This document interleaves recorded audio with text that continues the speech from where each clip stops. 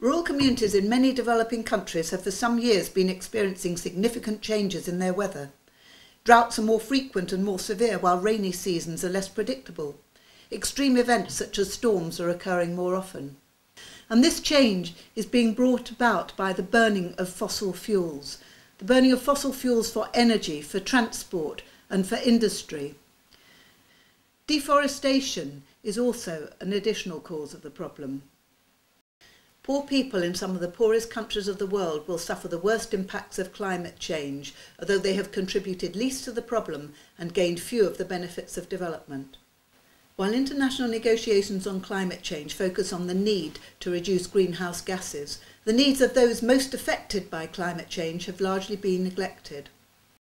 Practical Action has been working with vulnerable communities in some of the poorest countries of the world and has heard first-hand of the experiences they have had about the changing climate. Even if further climate change can be halted through reduction in greenhouse gas emissions, these communities will need to adapt to the expected changes in temperature and rainfall. In 2004, Practical Action began a programme of work in Bangladesh, Nepal, Sri Lanka and Pakistan to develop ways of helping people from vulnerable communities adapt to climate change. This is the story of a remote village in Bangladesh.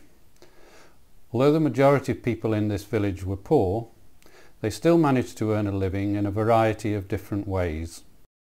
The environment was key to their successful livelihoods. Over the last 30 years, however, the situation has started to change. The village has been affected by storms, floods and river erosion almost every year. Things have gradually got worse, and in the last few years the situation has become increasingly severe. With the help of Practical Action's training programs, people have learned new skills for earning a livelihood even during flood times. Now they can build floating gardens so that they can start cultivation soon after the flood. They have also learned how to keep fish in cages during the flood, providing food and an income.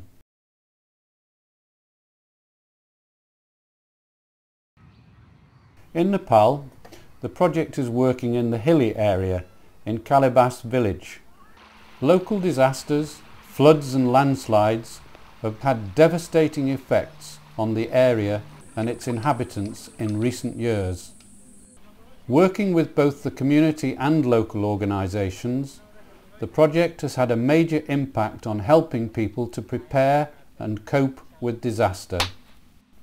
One activity involves constructing gabions of stone and wire to strengthen river banks and deflect floodwater away from houses. Improving goat rearing has provided another livelihood option. For example, through the introduction of more productive breeds, each animal produces more milk and meat. Another benefit is the goats consume less vegetation, which allows the forest to regenerate. In Pakistan, forests, crops and grazing land form the basis of people's traditional livelihoods and are highly vulnerable to changing weather patterns. Communities were involved in exploring vulnerability to climate change, then devising actions to reduce it, including making local-level disaster management plans. Local governments were involved to get their support. New ways of engaging and mobilising people were introduced. Environment-sensitive rituals and festivities were revived and linked with international celebrations such as World Disaster Day and World Environment Day, to show people how global issues link with local concerns. These issues have been presented at national and international forums. People now have more confidence to raise their voices to demand action.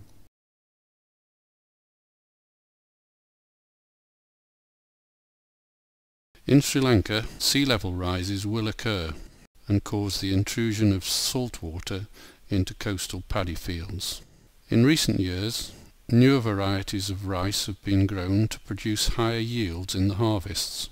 However, these varieties don't grow well in the saline soil, Practical Action is working with local organisations to promote the use of more traditional varieties of rice, which cope better with the saline soil. These traditional varieties are not only resistant to salinity, but they also give a satisfactory yield. At the beginning, we provided only 5 kilograms of seed to each farmer. After the harvest, the farmers are required to return to us 1.5 times that quantity from their crop. This project has been pioneering, but its impact will be limited unless programmes like this are taken up by other organisations in these and other countries. For maximum benefit, lessons must be shared widely and links made between local experience and national policy making and planning. Practical Action believes the main responsibility for tackling climate change and its adverse impacts rests with developed countries. They must provide the funding to help vulnerable communities to cope, and estimates currently suggest at least $50 billion per year could be needed to help vulnerable communities.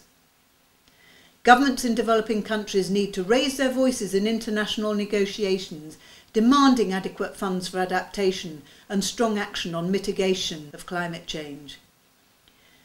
They must also incorporate climate change in all their development plans and make sure that institutions and policies are in place to support vulnerable communities in adapting to climate change.